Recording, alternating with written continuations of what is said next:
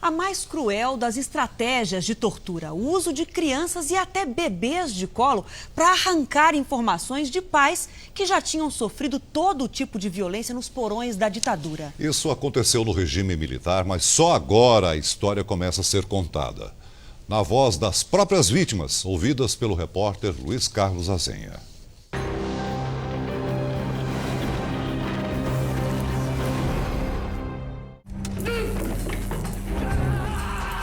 As cenas são de ficção. Foram interpretadas por atores e reproduzidas em estúdios de cinema, a partir de relatos como este. Você está despida, geralmente eles até te molham para você sentir mais choque. E você leva choque no ânus, na vagina, nos seios, no umbigo, nos ouvidos, na boca. Eu só acho que não levei choque nos olhos e no nariz. É a cadeira do dragão. Eles batem também com palmatória aqui nas suas costas, quando eles podem, aqui ou aqui nos ombros. Amelinha Teles viveu esse horror nos fundos de uma delegacia, num bairro residencial de São Paulo. O órgão de inteligência do Exército, conhecido como DOI-CODE, era o maior centro de torturas da ditadura militar. Você vomita, você urina, você evacua.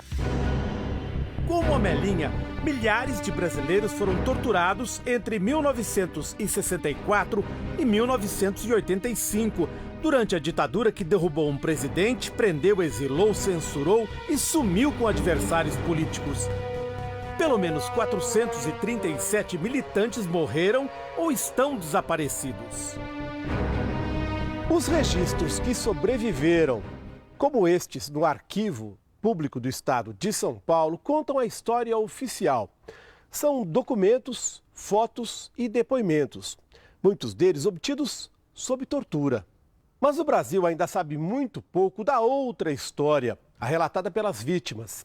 E é um pouquinho dela que vamos contar, mas a partir do olhar de crianças que desde muito cedo foram vítimas inocentes da ditadura militar.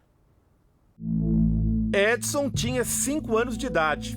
Minhas primeiras lembranças, quer dizer, as lembranças mais antigas, são do momento da prisão. Foi preso junto com a irmã Janaína, de 4. Bateram lá na minha porta, na minha casa, e eu atendi o portão.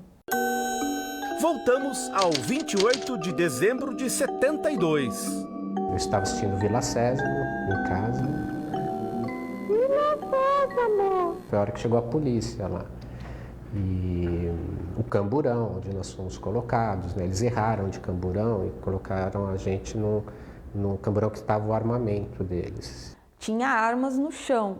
Eu pisei no chão e perguntei para o policial o que era aquilo. Aí ele mandou calar a boca, que ele não tinha que dar satisfação para comunista, alguma coisa assim que ele falou.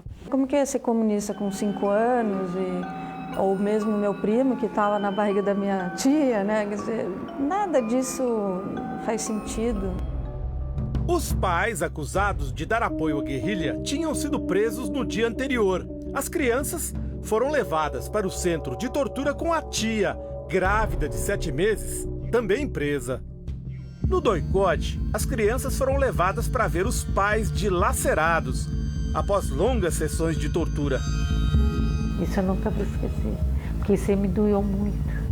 Porque eles chegaram ali no meio daquele suor de sangue, fezes, urina, vômito. Eles queriam arrancar informações, né? E nós fomos usados para isso. Tanto é que nós éramos levados lá diariamente. Eles estão vivos, não estão torturados. Então, aproveite a oportunidade, né, digamos assim, a última chamada para você falar. A memória desse momento trágico é feita de fragmentos. Aí eu ouvi a voz da minha mãe me chamando, Edson, Edson. Bom, eu reconheci na hora a voz. E quando eu olhei para trás, eu não reconheci a pessoa, porque ela já estava completamente machucada, deformada, roxa. Um deles falou, mãe, por que você ficou roxa e o pai ficou... Não, você ficou azul e o pai ficou verde, porque o meu marido entrou em estado de coma. E aí Eu pulei no colo dela, no colo do meu pai, porque eu acho que eu nunca tinha dormido sem a minha mãe, assim. Queria me abraçar, mas eu não tinha nem como abraçar, não, porque eu estava amarrada e muito suja. Então, aquela cena ficou marcada, né? Como é que este corpo, que eu não conheço e não reconheço, tem a voz aconchegante e familiar da minha mãe, né? Janaína e Edson passavam as noites num casarão nunca identificado. Durante o dia ficavam no pátio do centro de torturas. Eu gostava muito de jogar bola, né? Então eu inventava alguma coisa para chutar e pegar aqueles carros de polícia com sirene. Tudo aquilo era um espaço, um lugar de brincadeira. Um policial falou que lá era um hospital e que meus pais estavam doentes. Aí eu comecei a achar que meus pais estavam doentes mesmo, porque eles não se mexiam direito, estavam, né, cheios de hematoma e tal. E os gritos aí ficava parecendo que era um manicômio, não um hospital. Os gritos que Janaína ouvia eram de torturados.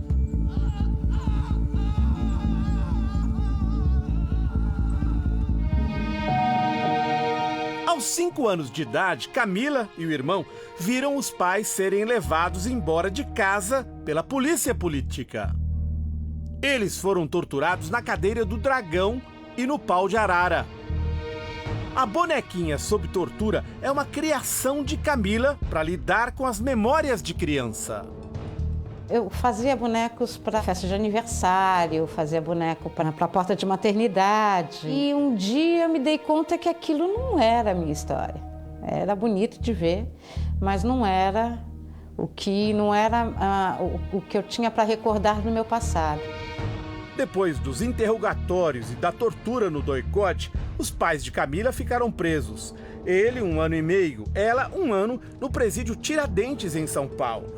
Uma das lembranças da infância é de quando via em casa o ditador do período, em discursos na TV. Seja este primeiro momento, um momento de fé e confiança. Eu me agachava do lado da televisão e ficava, presidente, presidente, solta meu pai, solta meu pai, solta minha mãe, solta minha mãe. E confiança comum na causa da justiça, do progresso e da paz. Hoje, Camila recria o pesadelo em linguagem de conto de fadas. Está escrevendo um livro com as memórias de quando visitava os pais no presídio. É o reino onde ninguém sorri. Todas as imagens de tortura ou de prisão, na verdade, eu tento mostrar a tristeza e como a pessoa desabava com a tortura. Eles eram destruídos.